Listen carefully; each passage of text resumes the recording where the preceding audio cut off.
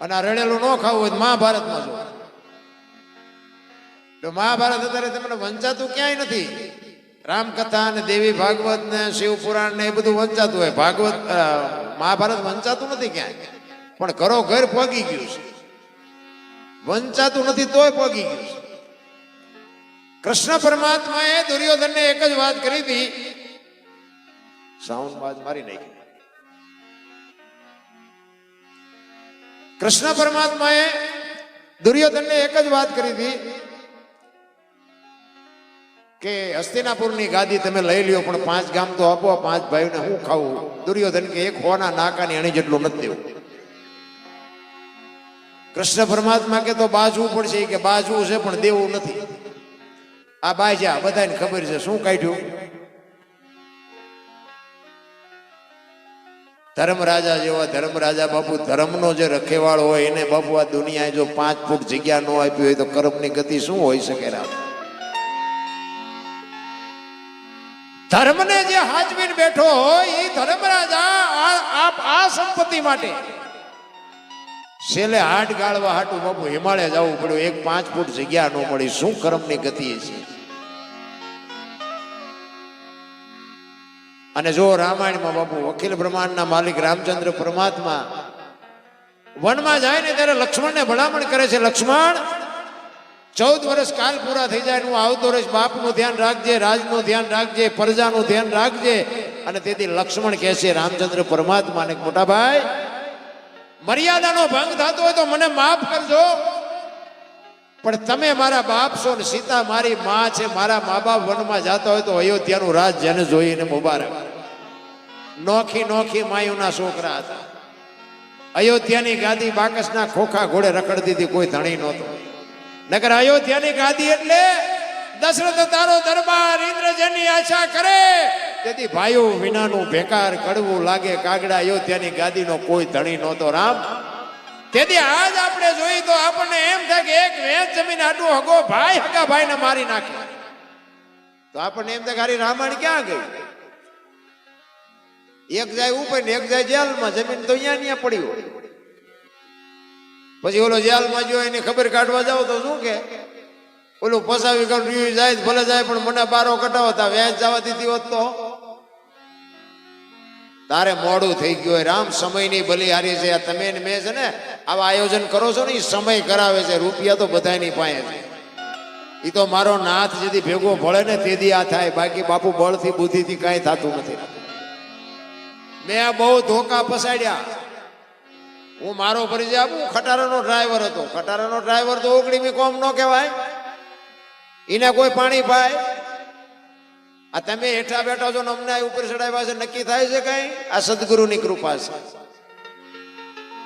આ એમના મળે એવું જ નથી. રામ દુનિયા આખી મથે છે. નકર મેં તો ઝઘડા સિવાય કઈ કર્યું જ નથી. સારું કામ જ નથી કર્યું જિંદગીમાં.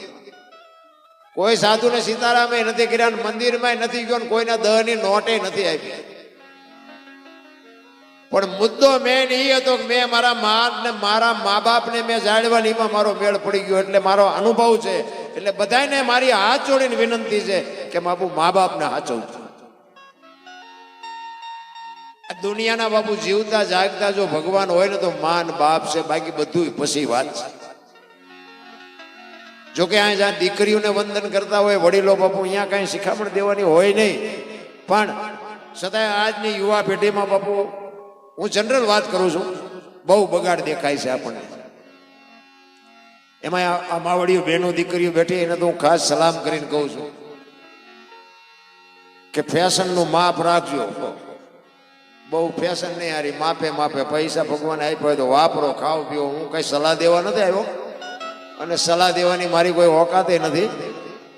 પણ આ રામચરિત માનસ છે ને, એટલા માટે હું તમને એક દીકરીઓ માટે એક પ્રસંગ તમને કહું કે સીતાજી લક્ષ્મણ રેખા ઓળંગી ગયા ની કે હરણ થયું. આ રામચરિત માનસમાં એવું આવે છે. અને જો એક બીજી વાત કહું કે આ બધા કે એ વાત હું કરું છું, આમાં આપણે કઈ આપણી પાસે પુરાવો કઈ છે નહીં. હા, કોઈ પાસે એવું ન વિચારતા કે તમને આ બધી ખબર જ હશે. રામ વનમાં ગયા હતા એ આખી દુનિયા કહે છે, એટલે હું કહું છું ભાઈ કે રામ ગયા ત્યારે હું અહીંયા નહોતો. પછી હવારે ફોન કરો ડખા થાય. આ તો બધું આયેલું છે, આખી દુનિયા કે એટલે આપણે કહી. બાકી આપણે રામને ખબર નથી. રામ વનમાં જલસા કર્યા હોય, દુઃખી થયા હોય, મારો રામ જાણે, એ આપણને ખબર નથી. પણ રામચરિત માનસનો પ્રસંગ છે કે માં ભગવતી દેવી સીતા લક્ષ્મણ રેખા ઓળંગી ગયા અને એનું હરણ થયું. તો તમે એમ માનો છો કે સીતાજીમાં શક્તિ નહોતી? મિથિલા નરેશની દીકરી બાબુ, અગ્નિનો ગોળો હતો, રાવણ માથે દ્રષ્ટિ પડે ને, રાવણની રાખ આ દુનિયામાં ન પડે, એ ભગવતી હતી. પણ તમને અને મને આજની દીકરીઓ માટે બાપુ એને કેળો પાડ્યો કે જે લક્ષ્મણ રેખા ટપી જાય ને એનું આ દુનિયામાં હરણ જ થાય. પછી દીકરી હોય, બાપ હોય, મા હોય, ભાઈ હોય, કોઈ બી હોય, લક્ષ્મણ રેખા બધાય હોય. લક્ષ્મણ રેખા જે ટપી જાય એનું આ દુનિયામાં હરણ જ થાય. રાવણ મરી ગયા એમમાં ન રહેતા, ગામો ગામ છે, અમે તો બધે જાય, અમને દેખાય. જે લક્ષ્મણ રેખા ટપી જાય બાપુ, દીકરો જો દીકરાની મર્યાદામાં ન રહે, બાપ બાપની રીતે ન રહે, માં માની રીતે ન રહે, વહુ વહુની રીતે ન રહે, તો સમજી લેજો કે આ રેખા ટપી ગયા. એનું ક્યારે હરણ થાય એનું કાંઈ નક્કી નહીં. રામચરિત માનસ છે ને ભાઈ, એ એક જીવનમાં ઉતારવા જેવો ગ્રંથ. કે મને તો એમ થાય કે અત્યારે આખી દુનિયામાં તમે જુઓ તો કથા ને ભજન ને માંડવા ને પ્રતિષ્ઠા ને માતાજીના ગરબા ને ધૂન ને આમ ભક્તિ ફાટી નથી નીકળી. આટલી બધી ભક્તિ તો આપણા ગઢા કરીએ ન થાકતા. હું એમ કહું છું કે આટલી બધી ભક્તિ છે તો આ બગાડ કેમ નથી અટકતો? વિચારવા જેવું છે. મારી વાત નોંધ કરવા જેવી હોય, તમે લખવું હોય તો લખી લેજો. આટલું જો પુણ્ય દાન ને આટલું ધર્મ થતું હોય તો બગાડ કેમ નથી ઉભો રહેતો? આ કોઈ રૂપિયા આપે છે કે આ માંડવા નાખે છે, આ કઈ ખોટા છે, વક્તા વાંચે છે, ખોટા છે, એવી કોઈ મારી વાત નથી. પણ હું કહેવા એ માંગુ છું કે સત્ય જ છે, 100% સોનું છે, તો બગાડ ઉભો કેમ નથી રહેતો? હું તો ભગવાનને પ્રશ્ન કરું છું. હું તો એકલો ભગવાનને કહું છું કે આના કરતા તો પછી ગાયોને ખડ નાખવા દો ને, આમાં લાખો રૂપિયાનું ગાંઠલેટ કરે ને કોઈ ટીપું ન પડે મારી પાસે, તો હું કરવાનું? આ કથા તમારી રામ કથા બેહાડી, આ પ્રવીણભાઈ આ બધા એમને કથા બેહાડી. આ કથાનો મતલબ શું? મૂળ તો રામ કથામાં તો એક જ વાત આવે ને, અયોધ્યા નગરી, દશરથ રાજા ને 4 દીકરા, રામ વનમાં ગયા, સીતાજી રાવણ લઈ ગયો, હનુમાનજી ત્યાં ગયા, રામે રાવણ ને માર્યો ને અવતાર્યા. વાત તો આ એક ની એક ને હું આપડે કામ હોય. પણ કથા સાંભળ્યા પછી જો બાપુ કથા આપણા ઘર સુધી ન પોગે તો કથાનો કોઈ મતલબ નથી રહ્યો. એક ભાઈ ભાઈ ના વિખવાદ હોય અને કથાનો વક્તા વાત કરતો હોય ને રામ ને ભરત નો પ્રસંગ આવે અને ઈ ભાઈ ભાઈ ના પ્રેમ ની વાત કરે અને આપણા ઘરે આવ્યા પછી જો ભાઈ ભાઈ નો બાપુ તકલીફ હોય, ધુમેળ હોય, વિરોધ હોય અને નાનો ભાઈ જો ઘરે આવીને મોટા ભાઈ ને બથ ન ભરે તો કથાનો કોઈ મતલબ નથી. મોટા ભાઈ મેં અત્યાર સુધી તમને ઓળખ્યા જ નહીં રહ્યા. હાવું વહુ ના ડખા ન મળે, જેઠાણી દેરાણી ના ડખા ન મળે તો આ કથામાં ફાયદો કોને? આ મંડપ વાળાને, સાઉન્ડ વાળાને, કલાકારને, સાજીદાને, તમારા ખિસ્સા ખાલી થાય. હું તો ના પાડું બાપુ, 10 રૂપિયા એક છોકરાને હાથમાં ન આપી શકતા હોય ને લાખો રૂપિયાનો આપણે ખર્ચો કરતા હોય ને આપણા ઘરમાં જો એક સાંટોય ન પડે તો આનો કોઈ મતલબ નથી રહ્યો. કથા તો કથા હોય, આપણે જીવનમાં કથા એવું બેહાડ્યું, પણ આપણામાં કથા ન બેહે તો શું કરવાનું? એક બેન હતા ને બાજુના ગામમાં, કથા બેઠી હતી, તેના ઘરવાળાને કીધું કે બાજુના ગામમાં કથા બેઠી છે, સાંભળવા જાઉં? એનો ઘરવાળો કે ભાઈ જા ને. હા જોઈતી હતી નિરાયત ગયા. હાજે પાઈ દો. ના તમે લઈ લો, પી. એનો ઘરવાળો કે જા ને ભાઈ, હા જોઈતી તો નિરાયત. બેન ગયા, હાજે પછી આવ્યા. એનો ઘરવાળો કે કથા સાંભળવા ગઈ હતી કે હા. કે બાપુ હું વાંચતા હતા? કે આ તમારે જેવું આયોજન કરેલું એ કે મોટા મોટા માંડવા, મોટા મોટા ટીવી, મોટા મોટા સ્ટીરિયર. એ કે પણ બાપુ હું વાંચતા હતી તો કે મોટા મોટા તપેલા ને કેટલું બધું રાંધેલું, કેટલા બધા માણા ખાય. એ કે પણ બાપુ હું વાંચતા હતા એ તો કે એટલા બધા માણા થોડું સાંભળાય. નકરી બહાર જ રખડી, માલપા જઈ જ નહીં. નથી આપણે બહાર રખડતા એવું નથી લાગતું? આ જીવનમાં ઉતરે નહીં તો બાપુ આનો કોઈ મતલબ નથી રહ્યો. તમને અને મને બાપુ તમે વિચાર કરો કે રામ જેવા રામ, ઠીક છે એ તો એક બાપનું વચન પાળવા માટે ગયા, સીતાજીને ક્યાં વનવાસ હતો? હું તો દીકરીઓને સલામ કરું છું બાપુ, આ દીકરીઓ ભગવતીને જોગમાયાનો પગે લાગુ છું. જ્યાં ધર્મ ધ્રુજો પુરુષ ન પૂગી ગયો, દેશની આબરૂ બાપુ દીકરીઓએ રાખી. તમારે ઇતિહાસ ખોલવાની છૂટ. જ્યાં પુરુષ થાકી ગયો, પુરુષથી કામ ન થયું, ત્યાં બાપુ બધે લગામ દીકરીઓએ હાથમાં લીધી છે. તમે કહો તો હવાર સુધી દાખલા તમને આપો. માનું સમર્પણ છે, ત્યાગ છે. હું તો અત્યારે આજે આ દીકરીઓને કહું કે બાપુ આ દુનિયા છે ને તમે ધારો છો એટલી સારી નથી. તમે જ્યાં ત્યાં બાપુ પગલું જો એક ખોટું ભરી લેવો તેથી તમારો બાપ કે તમારો ભાઈ સાથે કાઢીને દુનિયામાં હાલી નહીં શકે. આ દુનિયા જેટલી તમે જેટલી હારી દેખાય જેટલી હારી છે નહીં. બાપની ઇજ્જત ને, ભાઈની ઇજ્જત ને, કુટુંબની ઇજ્જત ને, મોહોળની ઇજ્જત ને બાપુ સેજે ડાઘ ન લાગે એટલું ધ્યાન રાખજો. બાકી તમે ધારો છો એવા આ દુનિયા આખી નથી રામ. દીકરી તો દીકરી છે, સમર્પણ છે. જેટલા જેટલા સફળ પુરુષો છે ને એમાં એક એક ભગવતીનો હાથ છે. હરિશ્ચંદ્ર રાજાને તારામતી નો હોત ને તો કોઈ ઓળખત નહીં. સગાળ શાને ચંગાવતી નો હોત તો કોઈ ઓળખત નહીં. જલારામ બાપાને વીરબાઈ નો હોત તો કોઈ ઓળખત નહીં. સવારામ બાપાને જબુમાં નો હોત તો કોઈ ઓળખત નહીં. દેવીદાસ બાપુને અમરમાં નો હોત તો કોઈ ઓળખત નહીં. એક એક સફળ પુરુષની વાંહે બાપુ એક એક ભગવતીનો હાથ છે. અમે આ મોટી મોટી કરીએ ને તમે એ બાજુ આવો અને હું એમ કહું હાલો હાલો ચા પાણી રોટલા સિવાય જવાય. અને આમ ડેલામ લઈ જાઓ અને રવડામાંથી હાણીશું લોટા મંડે ઉડવા, મારે ચિંપા જવું. અરે હગો હારો નો હાંપડે ને મિત્ર મળે જો લબાડ, પત્ની મળે કભાર જાતો હેળે જો ઉતાર, તેણે પખા મોળા હોય તો ગિરનાર ભેગું થઈ જવાય. ભલા માણા તો ઘરનું બાપુ જો સારું હોય ને તો જ આ દુનિયામાં તમે સાથી કાઢીને હાલી શકો. હું તો એટલા માટે બહેનોને ખાસ કહું કે પુરુષનું બાપુ કાંઈ નક્કી જ નથી. ઘરમાં કંઈ બોલે, ઓસરીમાં કંઈ બોલે, બજારમાં આવે તો આપણે એમ તો બોલો ઘરમાં બોલ્યો થી છે જ નહીં. પુરુષના કઈ નેઠા જ નથી. ભલા